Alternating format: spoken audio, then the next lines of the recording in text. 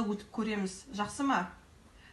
Қазір тақтада барлық суреттер, сұрақтар шығады. Сіздер тек өздеріңіздің дауыстарыңыз арқылы жауаптарын айтып отырасыздар. Жақсы ма? Тақта 25 мыңға жуық, жабайы үйректерде 13 мың, сайрағыш құстарда 1500-ден 4 мыңға дейін, ал кейбірінде біресе 2710, бірде 1508-ге дейін барады.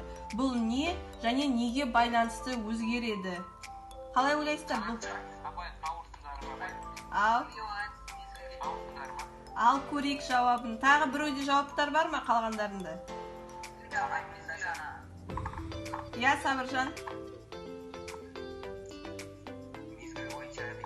Мезгіл бойынша. Алшақ жауабын көрейік ал. Қауырсын.